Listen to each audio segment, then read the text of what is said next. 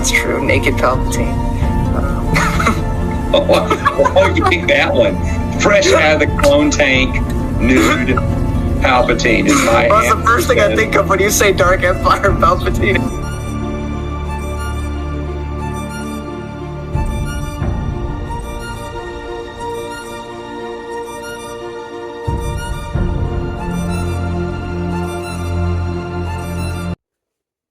Hello everybody. It is 4 a.m. in the morning, so I'll not be super loud. But welcome back to the Halo Expanded Universe. I need a weapon. And today I have for you Halo First Strike by Eric Nylund. Might be blasphemy to some Halo fans. It was okay. It is a transition piece. It takes place after Halo 1. And it's basically just a story to show us that the Spartan 2s from the Fall of Reach, some of them made it. So Fred, Kelly, they're alive. We get a little bit additional stuff of lore with like Oni and stuff, and we get little droplets of hints of stuff with a Spartan 3 project. And that will be addressed in specifically Ghost of Onyx. But that's basically it. I mean, there's a little bit more nuance there. There is a story going on after this, but obviously Chief meets back up with people. One of those people being Sergeant Johnson, because Sergeant Johnson survived the flood infection and the ring explosion, because he's in Halo 2 and 3. But I don't know, like he's like they do some stuff with the Covenant, they go back to Reach for a bit. It does show that because of the vast knowledge that Cortana gained while being on the Halo ring,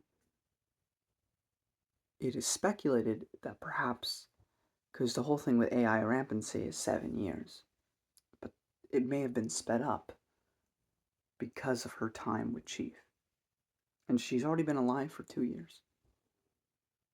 And there's a 5-year gap in between Halo 3 and Halo 4, or possibly 7, I forget. But regardless, no matter which way you slice or dice it, by the time of Halo 4, Cortana's way over 7 years. But if you add in all the stuff she learns from Halo and everything, and her brain just processing, or mind, I don't know what you want to call it, processing more than any normal human AI probably should, then also some interesting things for how, or implications, I guess, for how Johnson survived the flood. It also gives a bit more character to Master Chief. I feel that the flood novelization did a horrible job. I mean, it did what the game would do, but that's a video game.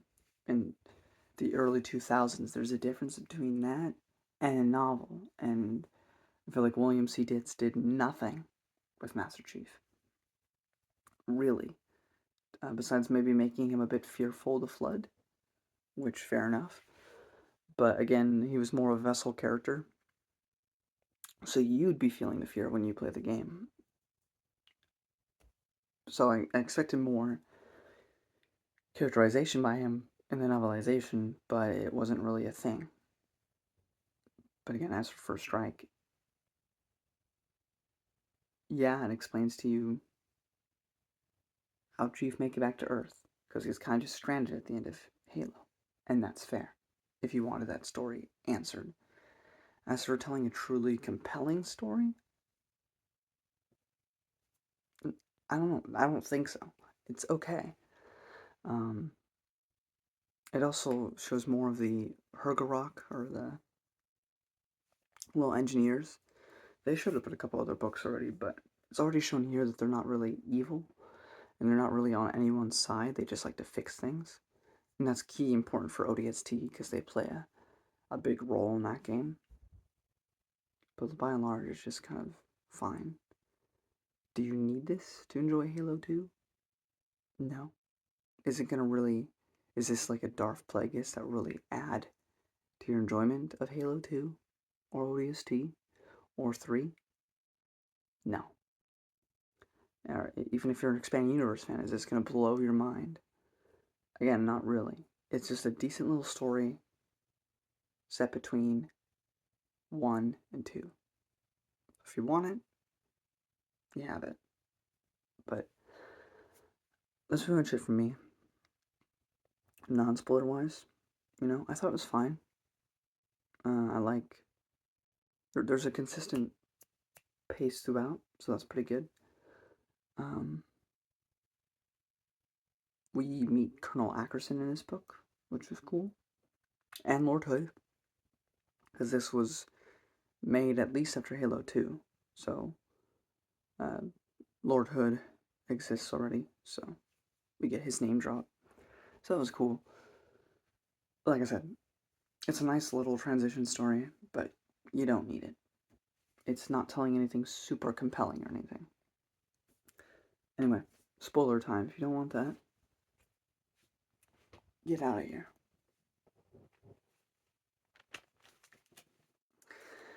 It picks up like right near the end of Fall of Reach, but we get to see things from Fred's perspective, and we get to see him really step up as a leader. Because basically by the end of Halo 3, Fred will kind of become the new leader of Blue Team up until Halo 5. We then jump 3 weeks to after the Flood.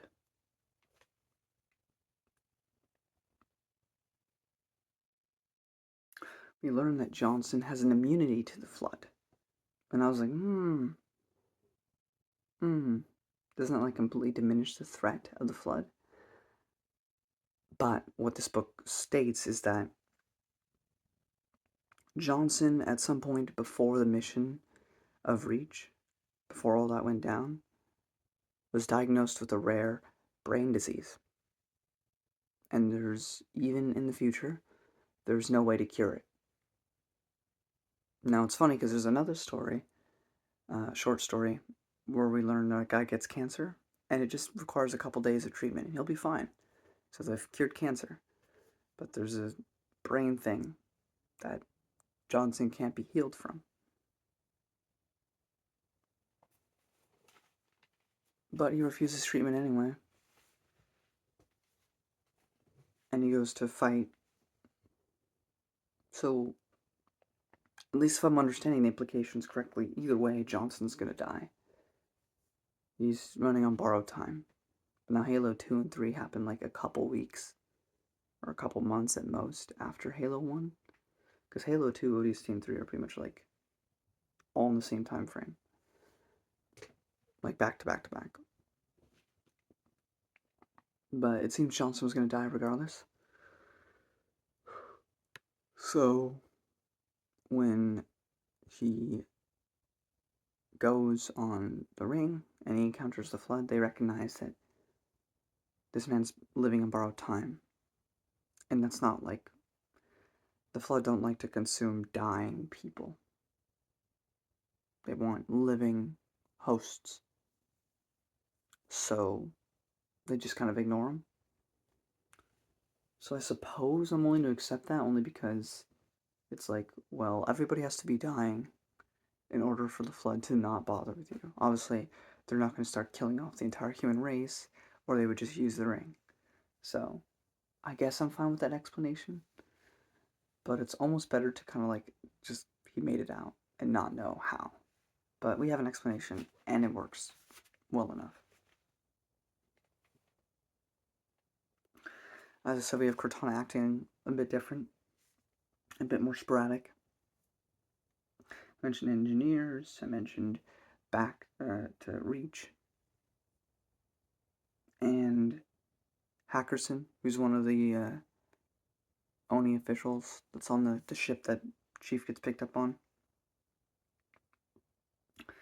There's a scene, because they're using this Covenant ship, but it's kind of damaged, and these engineers, they're repairing it. And they do manage to fully repair it. Hexen shoots him in the head and feels bad about it. But can't risk that information about the ring or Master Chief surviving, or whatever else, or what they're about to do, get in enemy hands. So he shoots the thing in the head. And I thought that was a pretty good scene. We also get an Oni section where Ackerson, Lord Hood, and some dude named Wagner are talking. And that was interesting. We get reintroduced to Halsey because they go back to Reach, and they find out that Halsey survived. She's been hiding down in a huge bunker underneath. A different one from Halo Reach, but a bunker where the Spartans used to train that she can survive in.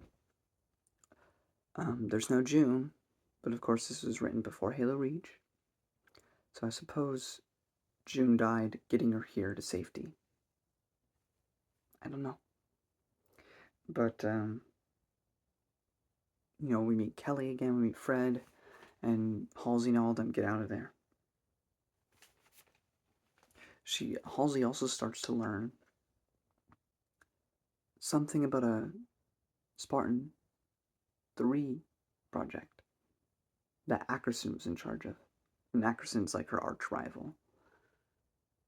Again, we won't learn about this till Ghost of Onyx.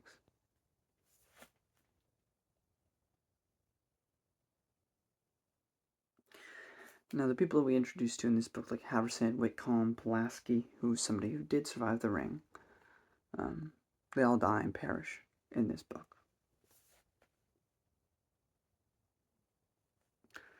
Also, while they're doing this mission, Halsey kidnaps Kelly for some unknown mission that we'll learn about later. And lastly,